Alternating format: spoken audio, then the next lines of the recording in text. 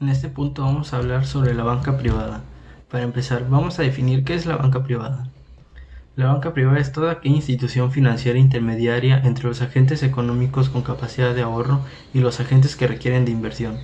La banca privada coloca recursos analizando las circunstancias personales del cliente, como su situación vital, su patrimonio, sus preferencias, su perfil de riesgo y sus necesidades económicas. Es decir, no presta en función a la viabilidad de un proyecto. Actualmente se discute que es imperativo incorporar a la colocación de recursos financieros el concepto de riesgo compartido, pues tal como está, los únicos que pierden son los usuarios del sistema y los prestatarios. ¿Cuál fue la primera banca privada de México? Durante la segunda mitad del siglo XIX se presentaron más de 30 proyectos y solicitudes de concesiones para bancos, sobre todo de parte de comerciantes, militares, políticos y extranjeros acaudalados, que no prosperaron debido a la inestabilidad política e inseguridad jurídica y económica de aquella época. El primer banco privado comercial del país fue el Banco de Londres y México, que inició operaciones el 1 de agosto de 1864, como sucursal del Banco Inglés durante el imperio de Maximiliano de Habsburgo.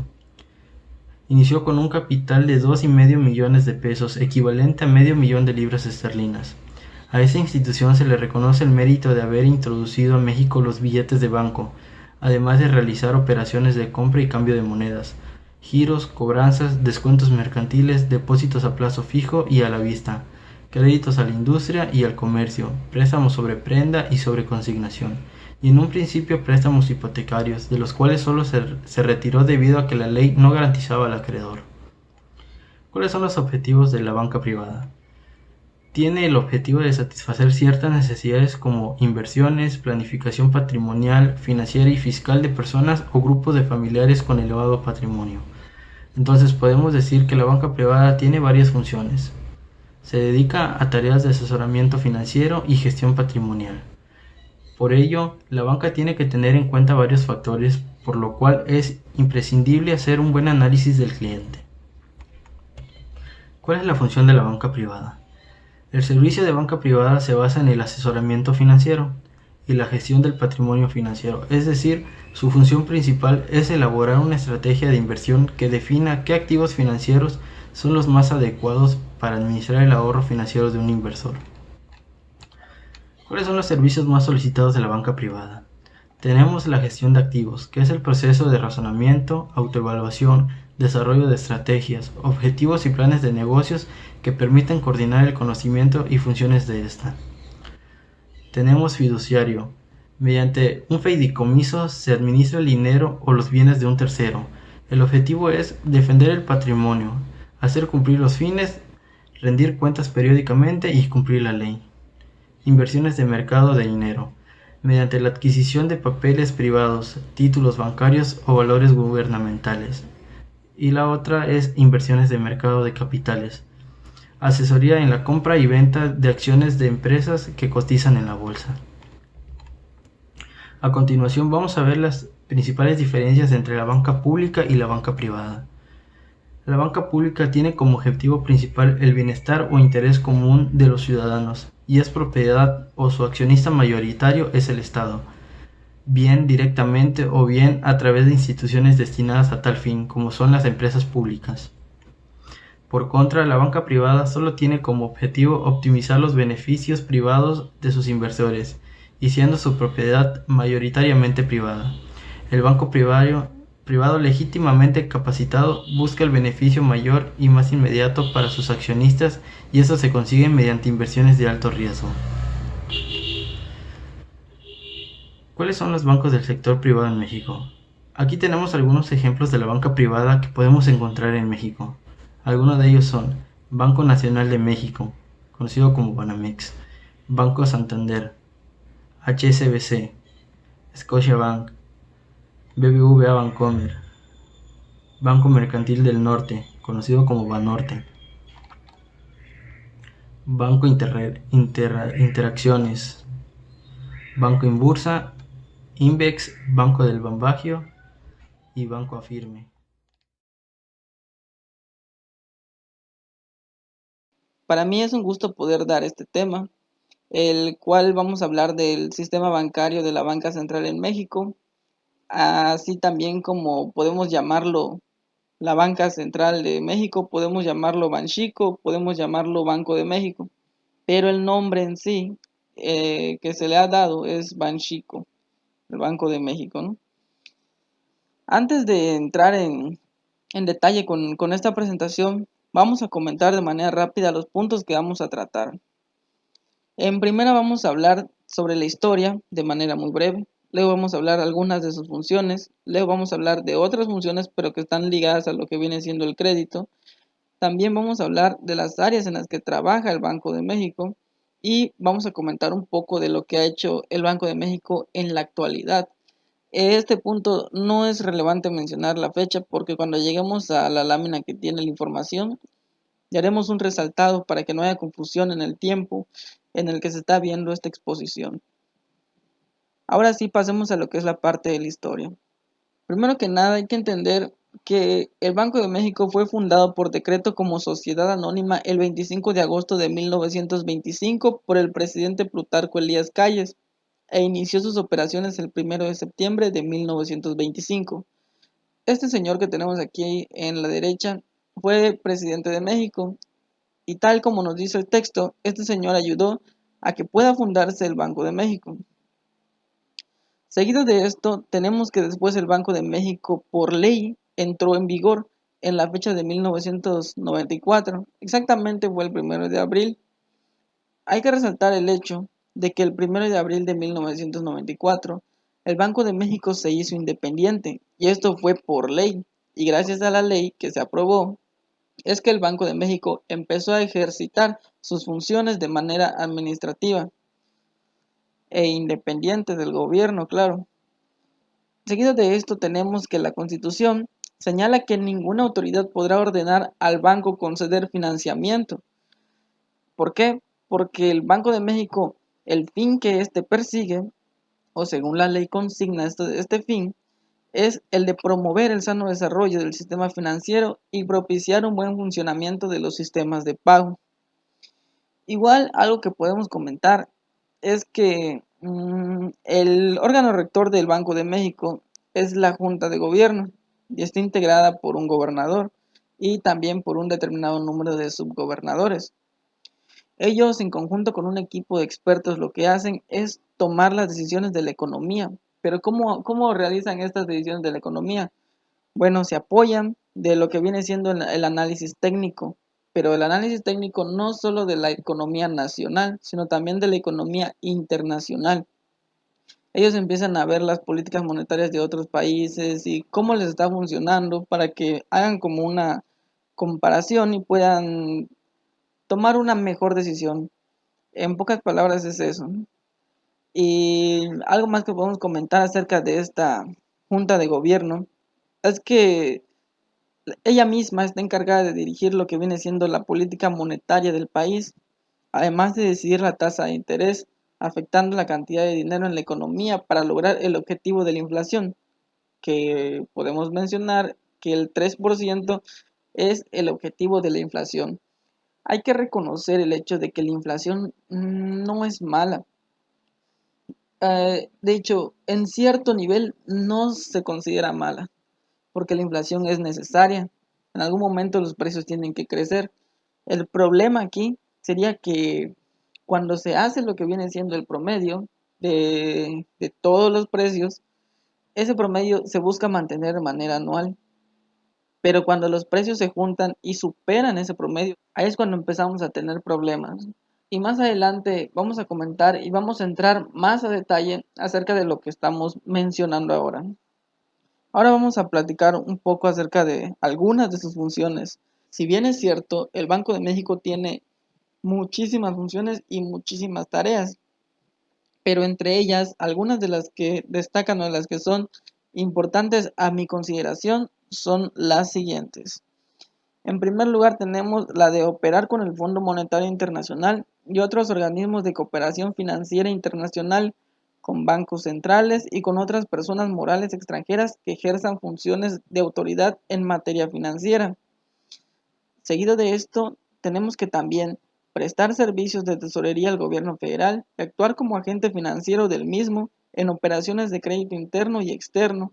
El Banco de México es el agente exclusivo para colocar, redimir y vender valores gubernamentales como CETES, tesobonos, ajustabonos, pagarés y efectuar reportes con estos. En el tercer lugar tenemos regular la emisión y circulación de la moneda, los cambios, la intermediación y los servicios financieros, así como los sistemas de pago. En el número 4 tenemos administrar el Fondo Bancario de Protección al Ahorro, fideicomiso creado con la finalidad de prevenir problemas financieros en los bancos múltiples, procurar el cumplimiento de las obligaciones que estos bancos tengan. Aun cuando el fideicomiso fue creado por el gobierno federal, no tiene carácter de entidad de la Administración Pública Federal para que los bancos múltiples garanticen el pago oportuno y puntual del apoyo al fondo y deberán garantizar las acciones representativas de su capital social. Por último punto tenemos el de cooperar con el Fondo Monetario Internacional y otros organismos de cooperación financiera internacional, con bancos centrales y con personas morales extranjeras que ejerzan funciones de autoridad en materia financiera. Seguido de esto tenemos las otras funciones de regulación crediticia y cambiaria, otorgamiento de crédito al gobierno federal, celebrar operaciones con divisas, oro, plata, incluyendo reporto, realizar el pago o cobro de que el gobierno federal requiere hacer en el extranjero, opera con bonos valores a cargo del gobierno federal y con bonos bancarios y valores emitidos por las instituciones de crédito, y por último, fungir como depositario y administrador de las reservas internacionales del país. Aquí vamos a entrar a las áreas en las que trabaja la banca central. Como podemos ver, son tres áreas: la monetaria, la financiera y la de producto. Bueno, pues vamos a comenzar con la monetaria, ¿no? Aquí la sociedad le ha dado la exclusividad al Banco de México para poder circular el efectivo. Digamos que como dato curioso en el país se tienen dos fábricas de billetes. Una de ellas se encuentra en la Ciudad de México y el otro en El Salto, Jalisco. Y además de esto, el Banco de México manda acuñar sus monedas valga la redundancia, en la Casa de las Monedas o en la Casa de Monedas. Pero aquí el punto es que el Banco de México es el único cliente de las casas de monedas. Por lo tanto, el Banco de México es quien les va a decir cuándo y cuánto acuñar. Y justo este sistema en el que está manejando el Banco de México de ser el único cliente, hace como consecuencia que el control total de la cantidad de efectivo sea controlada por el Banco de México y exclusiva y únicamente por el Banco de México. Y en este apartado podemos mencionar que el Banco de México lo que precisa no es que los precios no se muevan, es justo lo contrario. Y es lo que había comentado con anterioridad, pero pues vamos a entrar un poco más en detalle aquí. No es que los precios no se muevan, como había dicho anteriormente, sino al contrario, eso es bueno que los precios se muevan, porque esto sirve como un indicador para saber cuándo algo es barato y cuándo algo es caro. Pero la cosa aquí es que el precio en promedio de todo lo que consumimos sean estables o se mantengan quietos. Los productos y servicios pueden cambiar y subir de precio, por ello no debería haber ningún problema, pero el promedio lo que se busca es que se mantenga y que se mantenga año con año. Ahora, una vez explicado todo esto, vamos a pasar a la segunda, que es el área financiera. Aquí el Banco de México, conjunto con autoridades financieras, vigilan a los intermediarios financieros. Aquí lo que buscan es que las operaciones financieras no se interrumpan y el sistema financiero sea resistente ¿a qué? Pues a los cambios que siempre hay en toda la economía. Ya sabemos que el mundo es muy impredecible, por lo tanto estamos sujetos a varios cambios, como por ejemplo la pandemia que ocurrió por el COVID-19, fue un gran golpe para la economía y precisamente el Banco de México toma acciones con otras autoridades financieras para echarle un ojo, vamos a llamarlo así, echarle un ojo a los intermediarios financieros para que las operaciones no se lleguen a interrumpir. El Banco de México incluso cuando ellos están en peligro, que no tienen liquidez, pues el Banco de México toma ciertas acciones para apoyarlo, para más que nada hacer que no se hundan, para que puedan seguir cumpliendo con su deber. Para financiar tenemos la tercera y la última área, que es el área de producto o el área de actividad financiera, ¿no? El Banco de México es muy constante a poner vigilancia. Y no solo eso, sino que también en aplicar medidas monetarias y financieras. Esto para la creación del entorno en el que la economía pueda crecer, pero que la economía pueda crecer no de una manera descontrolada. Ahorita voy a explicar por qué. Porque en esta parte tenemos que hacer un gran paréntesis, puesto que hay que considerar que si bien el Banco de México quiere que la economía crezca, lo hará de una manera óptima, ya que si se hace a un ritmo descontrolado, lo que va a pasar es que seguramente habrá mucha presión por parte de la demanda y por consecuencia habrá una presión en la inflación, que obviamente esto lo veremos reflejado en el alza de los precios. Y ya para comentar en el último punto, vamos a hablar un poco acerca de lo que Banco de México ha hecho en la actualidad. Esta información fue dada por el mismo Banco de México el 25 de marzo de 2021. Vamos a ver qué hicieron, ¿no? La Junta de Gobierno del Banco de México decidió mantener el objetivo para la tasa de interés interbancaria a un día en 4%. Sin embargo, aquí como lo dice, sin embargo, desde la última decisión de política monetaria, el peso se depreció y aumentaron las tasas de interés en mediano y largo plazo.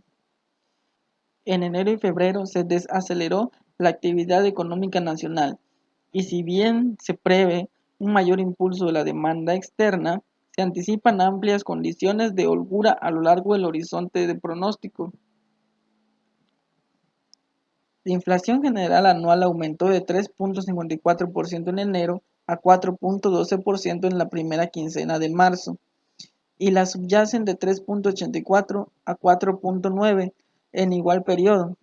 Las expectativas de inflación general para el cierre de 2021 aumentaron y las de mediano y largo plazo se mantuvieron estables en niveles superiores a la meta del 3%. Y bueno, para finalizar, puedo decir que esto sería todo de mi parte. Soy Jessica Pérez y hablaré sobre las características de la banca central y la banca privada. Como lo mencionó antes mi compañero, la banca central gestiona la moneda de un país o grupo de países y controla la oferta monetaria. Esta maneja tres tipos de operaciones que pueden ser utilizadas por los bancos centrales para aumentar o disminuir los billetes y monedas que están circulando en la economía. Una de las más utilizadas son las operaciones de mercado abierto. Estas definen la compra y la venta de bonos de deuda que realiza un banco central a un agente privado. El segundo mecanismo son las operaciones de descuento. Estas se hacen solamente entre la banca privada y el banco central. A través de estas operaciones se puede otorgar préstamos a los bancos privados y estos realizan depósitos en el banco central. El último es las operaciones en monedas extranjeras, que implica la compra o venta de activos denominados divisa foránea. Una de las más comunes es el intercambio de moneda extranjera por local. Las características principales del Banco Central es que es un ente independiente del poder político. Por esa razón, sus decisiones no dependen directamente del gobierno en turno, sino de un directorio. Sigue los mandatos de sus estatutos y en los últimos tiempos han tenido un rol clave para enfrentar las crisis económicas. Ahora hablaremos sobre la banca privada. La banca privada realiza operaciones financieras para aquellas personas que cuentan con un capital elevado. Algunas de las operaciones que más realizan son las cotizaciones de empresas en bolsas y en mercados bursátiles, las ofertas públicas de adquisiciones, también conocidas como OPAs, y la emisión de fondos y bonos cotizados. También las fusiones y los depósitos de capitales elevados. Algunas de las características de la banca privada es que cuenta con un mayor grado de confidencialidad. Ofrecen asesoramiento financiero y asesoramiento fiscal sobre capitales y patrimonio. El tipo de operación que más realizan es la del depósito de capitales y son especialistas en todo tipo de productos de inversión. Por parte sería todo.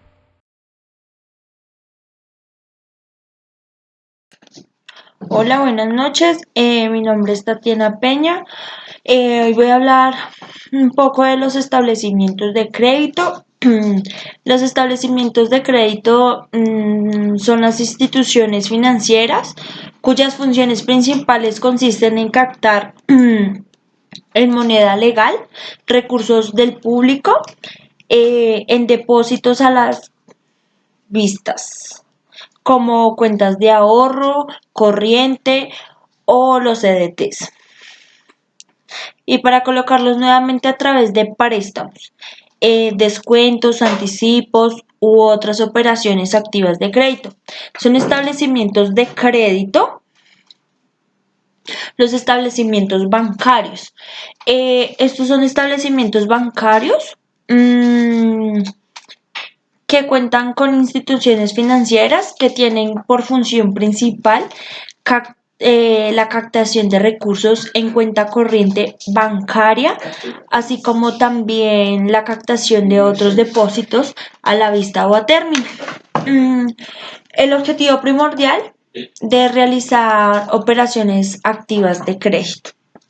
Las corporaciones financieras tienen como objetivo la movilización de recursos y la asignación de capital para promover la creación, reorganización, función, transformación y expansión de cualquier tipo de empresas, así como para participar en su capital, promover la participación de terceros, otorgarles financiamiento y ofrecer servicios financieros que contribuyan a su desarrollo.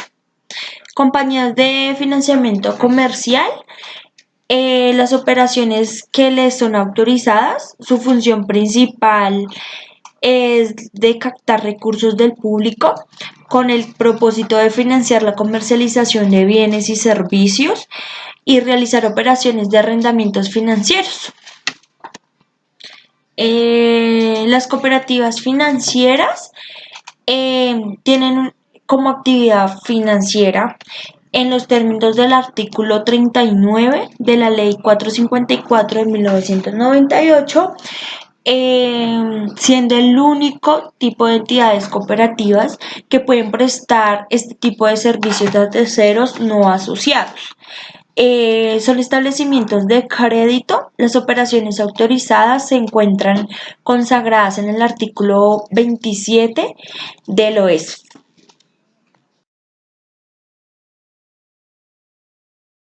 El otro tema es las sociedades de servicios financieros. Son sociedades que tienen por función la realización de las operaciones previstas en el régimen legal que regula su actividad. Captan recursos del ahorro público. Por naturaleza de su actividad, se considera como instituciones que prestan servicios complementarios y conexos con la actividad financiera. Son sociedades de servicios financieros, sociedades fiduciarias. Estas no están definidas en la ley.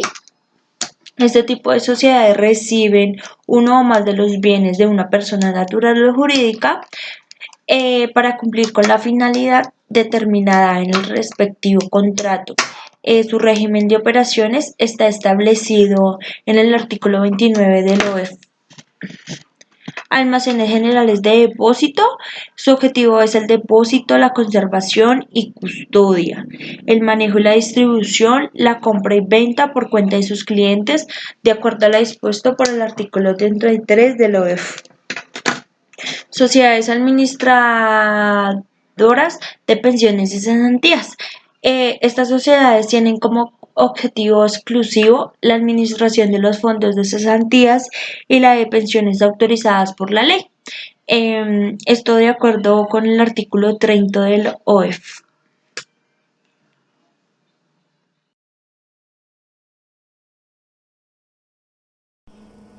Sociedades de capitalización Son entidades financieras cuyo propósito es incentivar el ahorro de las personas por medio de capitales específicos.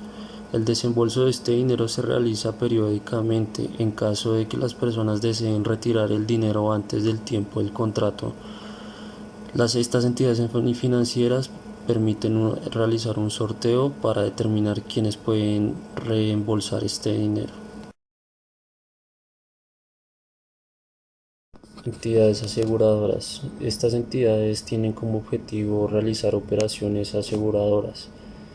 Las principales compañías que manejan son las compañías de seguros, las compañías de reaseguradoras, las cooperativas de seguros.